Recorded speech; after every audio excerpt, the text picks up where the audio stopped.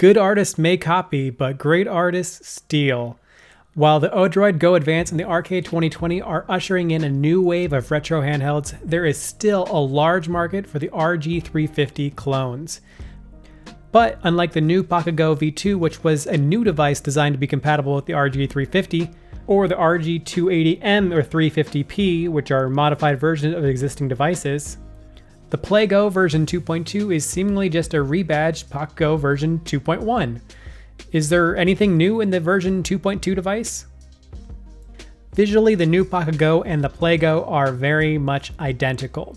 The button layout is the same, the port layout is the same with USB-C fast charging supported, they have the same speakers, the same battery, the same reset button, same non-functional button above the select, and sadly, the same rotating joystick.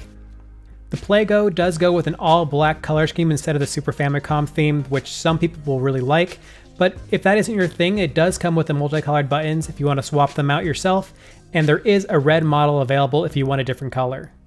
The fit and finish on the PlayGo does seem a bit higher than on the BitBoy. The buttons work correctly right out of the box without needing to be broken in, the screen doesn't experience any light bleed, and the case material is now a matte plastic finish, which is a throwback to the original PocketGo V2.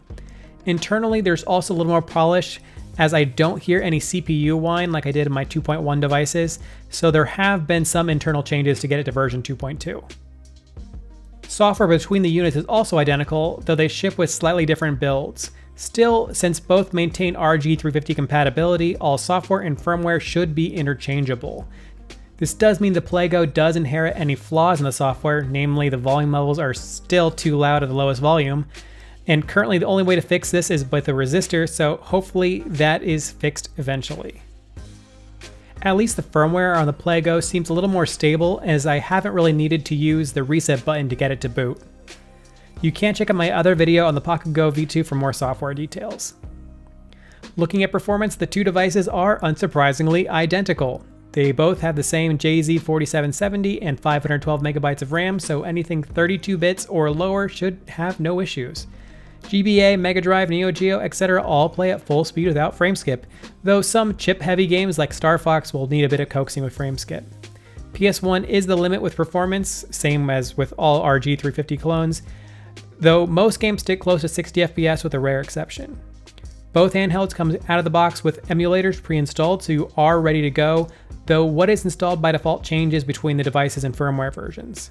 In either case, the heavy hitters should be there: NES, SNES, GBA, Game Boy, Genesis, Neo-Geo, Neo-Geo Pocket, FBA, MAME, DosBox, Wonderswan, and PS1. The list of free games is a little bit less uniform, but they both have good options like Open Tyrian and Free Doom. The PlayGo version 2.2 is a device in an interesting position.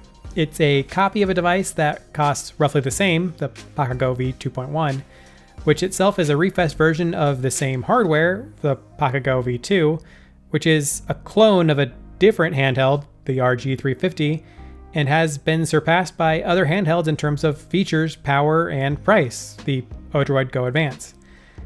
That being said, it supports enough systems that most people will be happy with it. It's slightly more polished than the PocketGo version 2.1, it's more available than the ODROID, it has a larger screen than the Arcade 2020, and it supports USB fast charging unlike the RG350M, and is still only about $65.